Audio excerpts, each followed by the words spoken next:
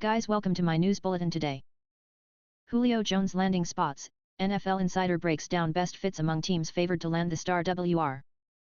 It's looking more and more like Julio Jones will be dealt, but where? This blockbuster offseason is far from over, though the time frame in which major trades are made has largely passed. It will be quite some time before we see how quarterback situations with Aaron Rodgers and Deshaun Watson are resolved, and by and large owners have already spent their money for 2021. However, it continues to look ever so likely that Julio Jones is dealt, with the Falcons now months into their efforts to create some sort of a robust market for the future Hall of Famer. It's clear he is not in the team's short or long-term plans, and that the organization has decided that peddling his contract is the means by which to create ample cap space to have a functioning operating baseline with which to sign draft picks and have some cap left over to add depth to account for injuries, rather than reset the entire course of the franchise by undergoing a thorough rebuild and casting off descending assets at various positions. This team is trying to sell itself as a quasi-contender by largely keeping the band together under new management, while trying to find some significant level of compensation for an aging receiver making $15 million this season after years of battling injuries and coming off back-to-back drafts overloaded with young, cheap talent at that very position. Discarding Jones after June 1 allows the Falcons to achieve the salary cap relief they so desperately covet, but that hardly ensures a healthy return. A younger and healthier DeAndre Hopkins moved for basically a second-round pick a year ago, with interested teams knowing he would demand a new contract, and while Jones is a fixed cost at this time, $15 million is hardly chump change. In fact, at $15.3 million, Jones will take home the 10th most money of any receiver in the NFL. Coming off a year in which he played just 9 games and continued a trend in recent years in which he has been often on the injury report, and when he does play, frequently is not at 100% sure. 85% of Jones is still a star, but there are ample concerns about how his body is trending, and entering his age 32 season. You can understand why teams aren't falling all over themselves to throw assets at the Falcons.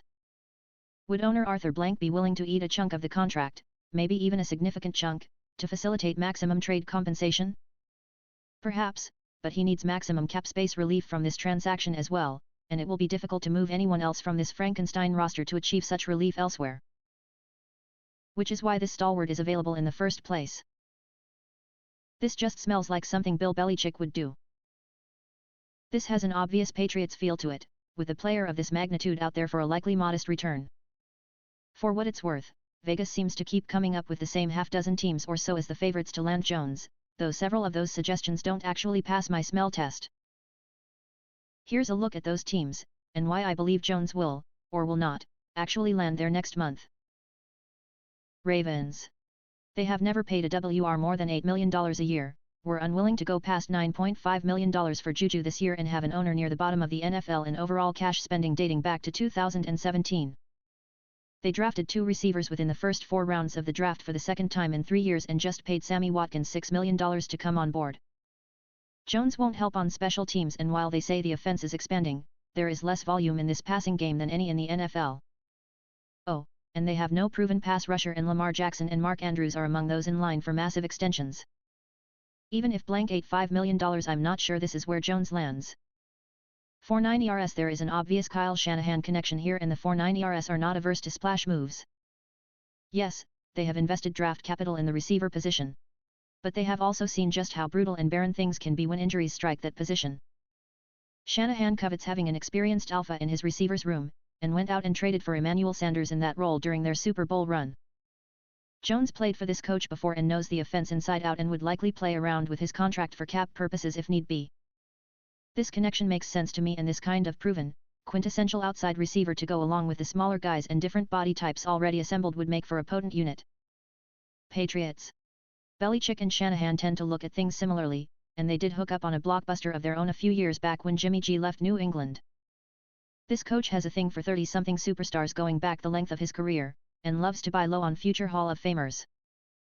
Yeah, they added some pass catchers already in free agency, but Kendrick Bourne was really a one-year proposition at under $5 million, and Nelson Agholor was a one-year wonder. No one on that roster has this kind of pedigree, and this offense needs to make a huge leap from where it was a year ago. Robert Kraft doesn't mind throwing his cash around, and this is another case where they could tweak the contract for cap purposes to allow maximum flexibility. Could be Randy Moss 2.0 for them.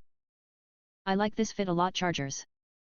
Sure, adding as many weapons as possible for Justin Herbert makes sense, but these guys could have kept Hunter Henry for another year at basically the same as what the market bore. And let that tight end walk. They are already paying big money at this position group, and it would be quite a change of direction for this ownership group.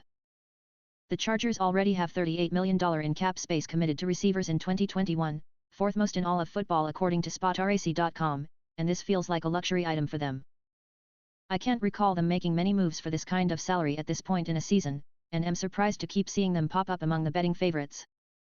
Maybe I'm missing something. Titans. There is an obvious connection between these organizations now, with former Titans offensive coordinator Arthur Smith now head coach of the Falcons. He knows that Tennessee roster inside out, and there may be some young, cheap players he covets who aren't exactly frontline guys for the Falcons right now. And the Titans lost a top tight end and their no.2 receiver in an offseason that saw quite a few defections at multiple positions, frankly. Those players left by and large because the Titans didn't want to pay what the market would, so grabbing a $15 million receiver at this stage of the game would surprise me. I'm not sure that is where they are as an organization right now, knowing A.J. Brown is going to be making top 5 WR money soon enough. It's worth noting that Spotrac has them last in the NFL in receiver payroll for 2021, but seems to me that is kind of by design, knowing Brown is going to be ready for a mega deal come January. They have close to $200 million already committed to payroll, and that might be what they are comfortable with. Eagles. If you are looking for a dark horse outside of these teams, I have seen the Eagles around 10-1, and you can never count them out of this kind of a move. That division has no monster team, and while they are kinda retooling under a rookie head coach, they are always eager to make trades to add talent. Yes, they just drafted an Alabama WR in the first round, but the owner has traditionally been a big spender, and they have a massive draft haul already assembled over the next few years. Making it easier to part with in a situation like this,